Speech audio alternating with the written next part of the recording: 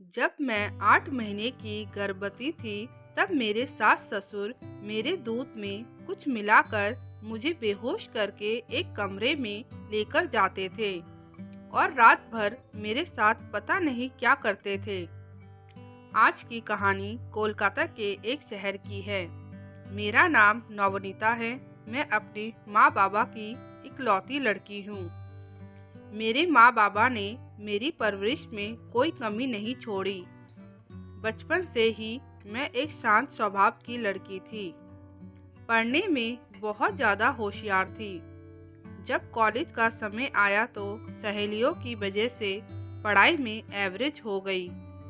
अब मैंने अपने कॉलेज की पढ़ाई पूरी कर ली। बचपन में मैं इतनी सुंदर नहीं थी, लेकिन जैसे जैसे बड़ी हुई सुंदरता बढ़ती चली गई। गोरा रंग, घुटनों तक लंबे काले घने बाल। हर दूसरे दिन कोई ना कोई मेरे माँ बाबा से बोलते कि आपकी बेटी तो बहुत ही सुंदर है। मुझे भी सुनकर बहुत अच्छा लगता। अब मेरी उम्र 23 साल की हो गई। अब मेरे माँ बाबा मेरे लिए रिश्ता ढूंढना शुरू कर दिया। वैसे तो रिश्ते बहुत ज़्यादा आते थे, लेकिन मेरे माँ बाबा को पसंद नहीं आते थे। मेरे माँ बाबा कहते थे कि हम अपनी नवनीता की शादी एक ऐसे घर में करेंगे जहाँ पर एक खूबसूरत बंगला, 2-4 गाड़ी और नौकर चाकर हो।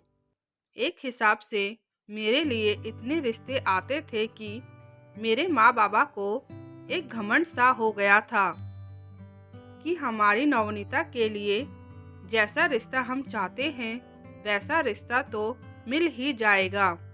मैं सोचती थी कि माँ बाबा जैसा रिश्ता चाहते हैं वैसा रिश्ता कहाँ से मिलेगा, क्योंकि हम एक मध्यम वर्ग परिवार से थे। हमारे रिश्तेदारों और जान पहचान वालों में से दूर दूर तक इतना पैसे वाला कोई भी नहीं था। लेकिन कहते हैं ना, जो किस्मत में लिखा है वह होकर ही रहेगा। एक दिन मैं अपनी सहेलियों के साथ अपने गांव से दूर एक मंदिर में दर्शन के लिए गई। वह मंदिर बहुत ही बड़ा था और बहुत ही सुंदर था। बहुत दिनों से इस मंदिर में जाने का योजना बना रहे थे। अब जाकर पूरा हुआ। मैं पहली बार उस मंदिर में आई थी। जब हम मंदिर में भगवान के दर्शन के लिए गए तो वहाँ पर कुछ वीआईपी लोग आए हुए थे। वह लोग उस मंदिर में कुछ पूजा करवा रहे थे। मैं दूर खड़ी होकर देख रही थी, क्योंकि उनके आसपास की जगह खाली करवा रखा था। हम लोग भगवान का दर्शन करके मंदिर से बाहर निकले। उसके बाद हम लोगों ने मंदिर के आसपास के इलाकों में घूमने लगे। लगभग 2 घंटा घूमने के बाद हम लोग घर आ गए। कुछ दिन बाद हमारे घर पर एक आदमी आया। उन्होंने मेरे रिश्ते की बात की। उन्होंने बोला, आपकी बेटी का रिश्ता एक बहुत ही अमीर घर से आया है। मेरे माँ बाबा ने पूछा, वह लोग क्या करते हैं? तो उन्होंने कहा, उनका खानदानी बिजनेस है। मेरे माँ बाबा ने कहा, उनके पास क्या क्या है? तो उन्होंने बताया, उन लोगों का करोड़ों का कारोबार है। उन लोगों के पास कई तो बंगले हैं, 10-15 गाड़ियाँ हैं। और क्या सुनना चाहते हो आप लोग? मैं साथ में लड़के की फ़ोटो भी लेकर आया हूँ, आप देख लीजिए। माँ बाबा ने लड़के की फ़ोटो देखी। उन लोगों को लड़का बहुत अच्छा लगा। उस आदमी ने बोला, लेकिन शादी यहाँ से नहीं होगी, उनके बंगले में होगी। मेरे माँ बाबा तुरंत मान गए। उस आदमी ने बोला, आगे की बात जब कुछ तय हो जाएगा तो मैं आपको आकर बता दूंगा। उनके जाने के बाद मेरे माँ बाबा कहने लगे, हम अपनी नवनीता के लिए जैसा रिश्ता चाहते थे, ये रिश्ता तो उससे 10 गुना अच्छा है। नवनीता के तो भाग्य खुल गए। मैंने जब उस लड़के की फ़ोटो देखी तो देखती रह गई, क्योंकि ये लड़का वही था जो मंदिर में पूजा करवा रहा था। मैं रिश्ते के लिए खुश तो थी, लेकिन मैं लड़के से एक बार मिलना चाहती थी। मेरे मन में ये बात चलने लगी कि लड़का इतना पैसे वाला है तो पता नहीं मुझे प्यार करेगा कि नहीं। रात को ये बात मैं सोच रही थी और सुबह होते ही उस लड़के का पूरा परिवार हमारे घर पर आ गया। माँ बाबा ने उनका बहुत स्वागत किया। उनकी आवभगत में कोई कमी नहीं छोड़ी। हमारे घर के छत पर हम दोनों को मिलाया गया ताकि हम दोनों एक दूसरे से बात कर ले। हम दोनों में थोड़ी बहुत बातें हुई। थोड़ी बातों से ही मुझे पता चल गया कि लड़का बहुत अच्छा है। मैंने शादी के लिए हाँ कर दिया। कुछ दिन बाद ही हमारी शादी का दिन निकल आया। जिस बंगले में वह लोग रहते थे उसी बंगले में हमारी शादी हो रही थी। बंगले को दुल्हन की तरह सजाया गया था। शादी में इतने लोग आए थे कि मुझे लगता है उन लोगों ने पूरा शहर को ही बुला लिया था और मेरे गांव से भी बहुत लोग आए थे। पूरा गांव मेरी प्रशंसा करने लगा। शादी के बाद मेरे माँ बाबा अपने घर के लिए निकल गए। शादी का दूसरा दिन था। मेरी मुंह दिखाई होने लगी। मुंह दिखाई में इतना कुछ मिला कि मेरा रूम पूरा भर गया। मुझे अपने कमरे में लेकर गए। मेरा कमरा बहुत बड़ा था और मुझे अपने कमरे में छोड़कर वहाँ से लोग चले गए। जब मैंने अपने आप को ड्रेसिंग टेबल में देखा तो मन ही मन मैं बहुत ज़्यादा खुश हो रही थी। मेरे कमरे में कम से कम 100 सोने के सेट थे, लेकिन मुझे इन सब का लालच नहीं था। भगवान से मैं बस ये दुआ कर रही थी, बस मेरा परिवार बना रहे, मुझे सबका प्यार मिले। मेरे परिवार में मेरे पति, सास ससुर और एक छोटा देवर था। मेरी शादी को कुछ दिन बीत गए। मेरा पति मुझे बहुत प्यार करता था और घर के बाकी लोग भी मुझे बहुत प्यार करते थे। मेरा देवर भी बहुत अच्छा था। वह भाभी कहते कहते थकता नहीं था। एक दिन मेरे सास ससुर कहीं बाहर गए हुए थे और मेरे पति ऑफिस गए हुए थे और देवर स्कूल गया हुआ था, तो मैं अकेले घर में थोड़ा बोर हो रही थी। तो मैं घर में घूमने लगी। घूमते घूमते मुझे एक कमरा दिखा जिसमें ताला लगा हुआ था। मुझे थोड़ा अजीब लगा और मैं सोचने लगी, इसमें ताला क्यों लगा हुआ है। मैं उस कमरे की खिड़की से अंदर झांकने लगी। वह कमरा बिल्कुल खाली था और कुछ ज़्यादा दिख नहीं रहा था। उस कमरे में एकदम से मेरे सास ससुर आ गए और वह कहने लगे कि नवनीता, यहाँ तुम क्या कर रही हो। आवाज़ सुनकर मैं एकदम से डर गई। पीछे मुड़कर देखा तो सास ससुर थे। मैंने कहा, कुछ नहीं माँ, ऐसे ही घर में टहल रही थी। मेरी सास कहने लगी, अच्छा कोई बात नहीं, चलो खाना खा लेते हैं। मैंने कहा ठीक है और हम खाना खाने के लिए चले गए। मैं अपने कमरे में बैठी हुई थी। इतने में मेरे पति ऑफिस से आ गए, लेकिन मुझे पता ही नहीं चला क्योंकि मेरे दिमाग में वही कमरे की बात घूम रही थी। उन्होंने मेरे कंधे पर हाथ रखकर हिलाया तो मैं एकदम से सहम गई। मेरे पति ने कहा, कहाँ खोई हुई हो। मैंने कहा, कुछ नहीं, बस ऐसे ही। और आप कब आए। मेरे पति ने कहा, मुझे आए 5 मिनट हो गया, लेकिन तुम अपने ख्यालों में खोई हुई थी तो तुम्हें पता ही नहीं चला। मैंने अपने पति से कहा, मैं आपसे कुछ पूछ सकती हूँ। उन्होंने कहा, हाँ बिल्कुल पूछ सकती हो, बताओ क्या बात है। जैसे ही मैं पूछने लगी तो मैं रुक गई।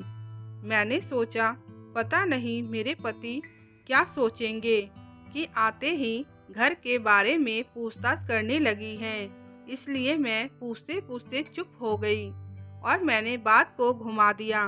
मैंने कहा, आपके ऑफिस में काम कैसा चल रहा है? मेरे पति ने कहा, बहुत अच्छा चल रहा है। ऐसे ही 2 महीने बीत गए। इस बार मेरा पीरियड मिस हो गया और मुझे नींद भी बहुत ज़्यादा आने लगी थी। मैंने सोचा एक बार घर में ही चेक कर लेती हूँ। मैंने घर पर ही चेक करके देखा तो पॉजिटिव आया। मैं बहुत ज़्यादा खुश हो गई। मेरे पति सो रहे थे। मैंने जाकर अपने पति को उठाया और उनको ये खुशखबरी बताई। मेरे पति भी बहुत ज़्यादा खुश हो गए। हम दोनों ने जाकर सबको बताया तो मेरा देवर खुशी से नाचने लगा, कहने लगा, अब मैं चाचा बन जाऊंगा। कितनी खुशी की बात है। भाभी आप बहुत प्यारी हो। मैंने कहा, देवर जी आप भी बहुत प्यारे हो। इन दिनों मुझे बहुत ज़्यादा उल्टियाँ होती थी और खाने पीने का मन नहीं करता था। मेरे सास ससुर मेरा हर नखरा उठाते थे। ऐसे करते करते कब तीसरा महीना लग गया पता भी नहीं चला। एक दिन मैं फिर से घूमते घूमते वही उस कमरे के पास पहुंच गई। मैंने देखा कि उस कमरे में धुआं ही धुआं भरा हुआ है। मैं बहुत ज़्यादा घबरा गई। मैं जल्दी से अपने सास ससुर के पास गई और उनको सब कुछ बताया। मेरी बात सुनकर वह दोनों हंसने लगे और मुझे कहा, बेटा शांत हो जाओ। उस कमरे में हम लोगों ने पूजा करवाया था। तुम सो रही थी इसलिए तुम्हें नहीं उठाया गया। मेरे सास ससुर ये कहकर अपने कमरे में चले गए, लेकिन मैं वहीं खड़ी होकर ये सब बातें सोच रही थी। मुझे बहुत ज़्यादा अजीब लग रहा था, लेकिन मैं किस से बात करूं? मुझे समझ में नहीं आ रहा था। उस समय मेरे पति भी ऑफिस चले गए थे। रात को जब वह ऑफिस से घर आए तो मैंने 1 मिनट की देरी किए बिना अपने पति को सब कुछ बताया तो वह भी हंसने लगे। मेरे पति कहने लगे, तुम भी ना छोटी छोटी बातों से घबरा जाती हो। मम्मी पापा ने पूजा करवाया था तो उसी का धुआं होगा। और मेरे पति पूछने लगे कि तुमने खाना खा लिया? मैंने कहा, अभी नहीं खाया। तो मेरे पति ने कहा, मैंने तुम्हें कितनी बार बोला है मेरे आने से पहले खा लिया करो। चलो अब खा लेते हैं। और उस बात को टाल दिया। अब धीरे धीरे मेरा 5वां महीना शुरू हो गया। वैसे तो आजकल मुझे रात को जल्दी से नींद नहीं आती थी, लेकिन उस रात मैं 11 बजे ही सो गई। मुझे ऐसा लगा जैसे किसी ने मेरे दूध में कुछ मिला दिया था जिससे मैं जल्दी सो जाऊं। अगले दिन सुबह करीब 10 बजे मेरी आँख खुली। चाहे मैं रात को कितना भी देर से सोऊं, पर मैं सुबह जल्दी उठ जाती थी। लेकिन उस दिन 10 बजे उठने के बावजूद भी मेरे सर में दर्द हो रहा था। मुझे इतना तो पता चल गया था कि इस घर में कुछ तो गड़बड़ है, लेकिन क्या गड़बड़ है ये पता लगाना था मुझे। जब मैंने देखा कि घर के लोग इधर उधर हैं तो मैं उसी कमरे के पास गई। तो जैसे मैंने सोचा था आज भी उस कमरे में पूजा हुई थी। पूरे कमरे में धुआं ही धुआं भरा हुआ था। ये सब देखकर मुझे बहुत डर लग रहा था, लेकिन मुझे सच का पता तो लगाना ही था। मैंने अपने देवर से पूछा, देवर जी ये कमरा बंद क्यों रहता है? मेरे देवर ने बोला, भाभी ये तो मुझे नहीं पता, लेकिन हमेशा इस रूम में ताला लगा होता है। इस रूम में बस मम्मी पापा ही जाते हैं। उन्होंने मुझे भी मना कर रखा है। मैं भी आज तक इस रूम में कभी नहीं गया हूँ। लेकिन भाभी आप ये सब क्यों पूछ रही हो? मैंने बोला, बस ऐसे ही। मेरे देवर ने बोला, भाभी आप भी चिल करो, हम लोगों को क्या करना है इन बड़ों के काम से। ये कहकर मेरा देवर वहाँ से चला गया। मुझे इतना तो पता चल गया था कि मेरे देवर को इस बारे में कुछ भी नहीं पता है। जब मैं पीछे मुड़ी तो मेरे सामने मेरी सास खड़ी हुई थी। मैं एकदम से डर गई, लेकिन उन्होंने मुझे कुछ भी नहीं कहा और वहाँ से चुपचाप चली गई। मैंने अपने आप को शांत किया और कमरे में चली गई। रात को जब मेरी सास मेरे लिए दूध लेकर आई, तब मैंने सोच लिया था कि आज मैं दूध नहीं पीऊँगी। मेरी सास कहने लगी, बेटा दूध पी लो। तो मैंने अपनी सास के सामने दूध पीने का नाटक किया। आज रात को मैं नहीं सोई, बस सोने का नाटक कर रही थी। जब रात का 12:30 बज रहे थे तो मेरे पति बेड से उतरकर चले गए। मैं भी उनका पीछा करने लगी। मेरे पति उसी कमरे में गए जहाँ पर ताला लगा रहता है। उस कमरे में मेरे सास ससुर पहले से ही मौजूद थे। मेरी सास मेरे पति को बोलने लगी कि तेरी बीवी को हमारे ऊपर शक होने लगा है। तो मेरे पति कहने लगे, ऐसा कुछ नहीं है, देखो जाकर घोड़े बेचकर सो रही है। कल हम लोगों ने उसे यहाँ लाकर पूजा किया, उसे कुछ भी पता नहीं चला। बस 2 महीने की और बात है। एक बार उसका 7वां महीना कंप्लीट हो जाए। मेरी सास कहने लगी, हाँ बस और 2 महीने की देरी है। उसके बाद जो हमारे बिजनेस में लॉस हो रहा है वह सब ठीक हो जाएगा। मेरा पति कहने लगा, लेकिन मम्मी एक बात बताओ, उसका बलि देने के बाद हम लोग उसका क्या करेंगे? मेरी सास कहने लगी, हमारा इतना बड़ा गार्डन है, उसी में उसको गाड़ देंगे और दुनिया को बताएंगे कि बच्चे को जन्म देते वक्त नवनीता और उसके बच्चे की मृत्यु हो गई। ये सब सुनकर मुझे तो जैसे चक्कर आने लग गया। दरअसल मेरे पति का बिजनेस में लॉस हो रहा था। उनको किसी साधु ने कहा था, अगर तुम अपने बिजनेस को ठीक करना चाहती हो तो तुम्हें ऐसी लड़की का बलि देना पड़ेगा जो तुम्हारी बीवी हो और उसके पेट में तुम्हारा बच्चा हो, और तुम्हें बलि 8वां महीना खत्म होते ही देना पड़ेगा। ये सब बातें सुनकर मैं उसी कमरे के सामने चक्कर खाकर गिर गई और सब ने मुझे देख लिया कि इसको तो सब कुछ पता चल गया है। उन लोगों ने मुझे उठाकर एक कमरे में बंद कर दिया। मैं कुछ समय तो बेहोश रही, फिर जब मुझे होश आया तो मैंने अपने आप को एक कमरे में बंद पाया।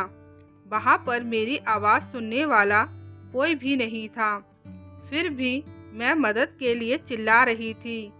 जब मैं थक गई चिल्लाते चिल्लाते, जब मेरा गला सूख गया तो मैं चुप हो गई और रोने लग गई और भगवान से शिकायत करने लगी, हे भगवान, तूने मेरी किस्मत में ये सब लिखा था। मेरे माँ बाबा ने मेरे लिए क्या सोचा था और ये सब क्या हो गया मेरे साथ। ऐसे ही उस कमरे में बंद रहते हुए मुझे 1 महीना बीत गया। मेरा खाना पीना उस कमरे में दे दिया जाता था। मैं भगवान से दुआएं करने लगी कि हे भगवान, मुझे बचा ले। कुछ दिन और बीत गए। मैं हिम्मत बिल्कुल हार गई थी। एक दिन मेरे कानों में आवाज़ आने लगी, भाभी भाभी। जैसे ही मैंने उठकर देखा तो मेरा देवर खिड़की के सामने खड़ा था। मैंने उसको बोला, देवर जी मुझे बचा लो, और रोने लग गई। देवर जी ने बोला, भाभी मैं आपको बचाने ही आया हूँ। आज घर में कोई भी नहीं है, आज अच्छा मौका है। देवर जी ने टाइम ना खराब करते हुए कमरे के ताले को तोड़ दिया और मुझे एक गाड़ी में बैठाकर अपने माँ बाबा के पास पहुँचा दिया। मेरे माँ बाबा मेरी हालत देखकर मुझसे पूछने लगे, बेटा क्या हो गया? मैं कुछ भी बोलने की हालत में नहीं थी। मेरे माँ बाबा को मेरे देवर ने सब कुछ बता दिया। मेरे माँ बाबा दोनों सारी बातें सुनकर रोने लग गए और बाबा कहने लगे, अगर मेरी बेटी की शादी यही जान पहचान में करते तो आज के दिन मेरी बेटी के साथ ये सब ना होता। हमारी ही लालच का फल है, लेकिन हम ऐसे चुप नहीं बैठ सकते। हमें पुलिस के पास तो जाना ही पड़ेगा। इतने में मेरे देवर ने कहा, मेरे दोस्त के पापा पुलिस कमिश्नर हैं। मैं आप लोगों को उनके पास लेकर चलता हूँ। हम लोग सब उनके पास गए। वह मेरी बात सुनकर अचंभित हो गए कि आज की दुनिया में भी ऐसे लोग हैं जो काले जादू को बढ़ावा देते हैं। इतने पढ़े लिखे और सुप्रसिद्ध लोग ऐसा कर सकते हैं, कोई सोच भी नहीं सकता है। हमारी बातें सुनने के बाद पुलिस फौज उस बंगले पर पहुंची और छानबीन करने लगी।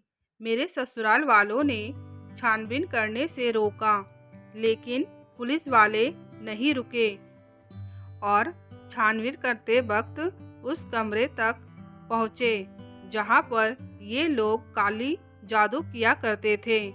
जब पुलिस को यकीन आ गया तो मेरे ससुराल वालों को पकड़कर ले गए। अगर मेरे देवर ने मेरा साथ नहीं दिया होता तो आज मैं जिंदा नहीं होती। मेरे देवर ने भगवान के रूप में आकर मुझे बचाया था।